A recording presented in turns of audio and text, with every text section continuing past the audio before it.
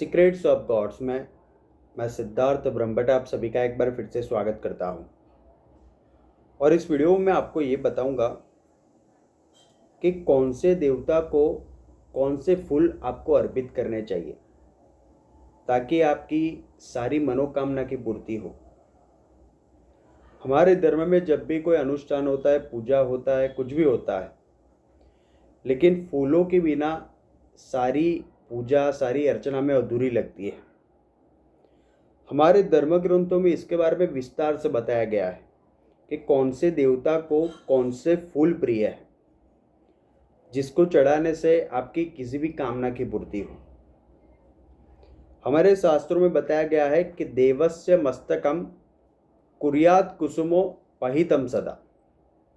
इसका अर्थ यह है कि देवता का मस्तक सदा पुष्प से सुशोभित रखना चाहिए। सबसे पहले हम शुरुआत करते हैं गणेश जी से। गणेश जी को तुलसी दल छोड़कर सारे फूल अर्पित किए जाते हैं। शास्त्रों में कहा गया है, पद्म पुराण में ऐसे कहा गया है कि न तुलस्या गणाधिपतम।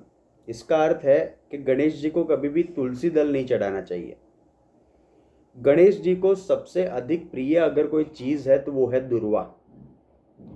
इसके अलावा भी गणेश जी को बहुत सारे अलग अलग फूल प्रिय है, जैसे कि गणेश जी को आप लाल गुलाब भी चढ़ा सकते हैं। गणेश जी के बारे में ये कहा गया है कि अगर आप उन्हें प्रसन्न करना चाहते हैं तो आप उनके ऊपर ऐसी दुर्वा चढ़ाए जिसके ऊपरी हिस्से में 3 या 5 पत्तियां हो। इससे वो शीघ्रातिशीघ्र प्रसन्न होते हैं।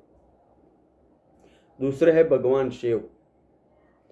भगवान शिव को धतूरे के फूल सबसे प्रिय है और बेलव पत्र सबसे प्रिय है।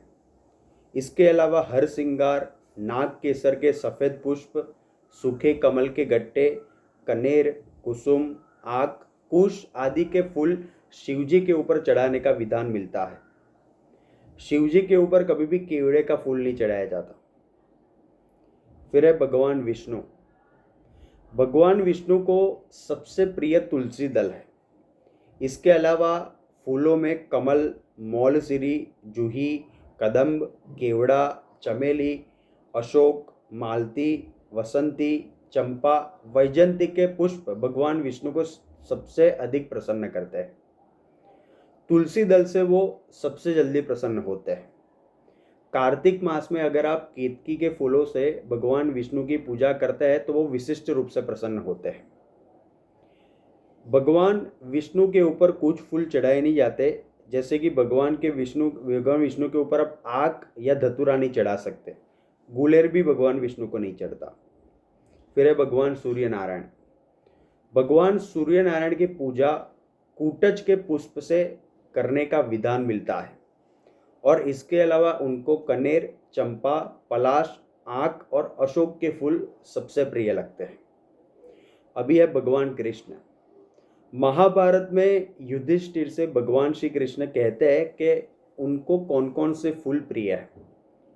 श्री कृष्ण युधिष्ठिर से कहते हैं कि मुझे कुमुद, करवरी, चणक, मालती, पलाश और वनमाला के फूल सबसे अधिक प्रिय है। फिर है हनुमान जी। हनुमान जी को सबसे अधिक पुष्प जो प्रिय है वो लाल रंग के फूल उनको प्रिय है। किसी भी लाल रंग का फूल हो अब हनुमान जी को चढ़ा सकते हैं। उनको लाल गुलाब चढ़ाने चाहिए। लाल गुलाब चढ़ाने से हनुमान जी शीघ्र प्रसन्न होते हैं। निश्चित संख्या में आप चढ़ाइए, 5 चढ़ाइए, 11 चढ़ाइए, 21 चढ़ाइए या तो फिर 1 चढ़ाइए। फिर है गौरी जी यानी कि पार्वती। जितने फूल भगवान शंकर को प्रिय है वो सारे फूल माता पार्वती को प्रिय है। इसके अलावा उनको बेला, सफ़ेद कमल और चंपा के फूल अधिक प्रिय लगते हैं। फिर है लक्ष्मी जी। लक्ष्मी जी को सबसे अधिक जो प्रिय फूल है वो कमल है। इसके अलावा पीले फूल से अगर उनकी पूजा की जाए तो वो जल्दी प्रसन्न होते हैं। फिर है माँ काली यानी कि माँ पार्वती का रौद्र स्वरूप। अगर आप किसी भी रौद्र स्वरूप की आराधना करते हैं यानी कि देवी की, तो काली को अगर आप चढ़ाना चाहते हैं तो गुड़हल के फूल काली को सबसे अधिक प्रिय है। और ऐसा विधान है कि 108 लाल गुड़हल के फूल से अगर आप काली की पूजा करते हैं या तो उनको चढ़ाते हैं तो आपको कोई भी अभिष्ट कामना पूरी करेंगे। फिर है शनिदेव। शनिदेव को नीले लाजवंती के फूल सबसे अधिक प्रिय है, या तो फिर किसी भी गहरे रंग के फूल भी आप शनि जी को चढ़ा सकते हैं, इससे वो प्रसन्न होते हैं। एक बात आप ध्यान में रखिए कि चंपा की कली, इसके अलावा कोई भी कली किसी भी देवी देवता को नहीं चढ़ती। कमल का जो फूल होता है वो 10 दिन तक बासी नहीं रहता, आप उस पर जल छिड़क कर उसका पुनः आप इस्तेमाल कर सकते हैं। फिर तुलसी दल भी कुछ समय तक बासी नहीं रहते, उसको भी अगर आप नारायण को फिर से अर्पित करना चाहे तो पुनः आप जल डालकर उसको भगवान को फिर से अर्पित कर सकते हैं। तुलसी के पत्ते 21 दिन तक बासी नहीं होते। और आखिरी में है बिल्व पत्र, जो भगवान शिव को सर्वाधिक प्रिय है। बिल्व पत्र कहते हैं कि 6 मास तक बासी नहीं होते। इसको आप एक बार अगर चढ़ाते हैं, दूसरी बार उस पर पुनः जल आप छिड़क के तो फिर से शुद्ध हो जाएंगे, फिर से आप उसी बिल्व पत्र का प्रयोग शिव जी के ऊपर कर सकते हैं। कभी भी किसी भी देवी या देवता को बासी फूल मत चढ़ाइए, तो सूखे हुए फूल मत चढ़ाइए। या तो आपने चढ़ाया हुआ है वो सूख गया तो उसको तुरंत आप ले लीजिए। दूसरी एक बात ध्यान में रखें कि देवी देवता को अगर आप ऐसे हाथ से फूल चढ़ाते हैं, उसकी बजाय ऐसी आदत डालें कि किसी भी पात्र में रखिए और फिर एक एक करके आप पुष्प चढ़ाइए, इससे आपको संपूर्ण फल की प्राप्ति होती है। तो इस प्रकार से सारे देवी देवता को ये फूल प्रिय है, आप इसके प्रयोग कर सकते हैं। धन्यवाद। आप हमारे चैनल पे सब्सक्राइब करें, अपने कमेंट्स भी दीजिए और प्लीज़ आप बेल आइकन को ज़रूर प्रेस करें। Thank you so much.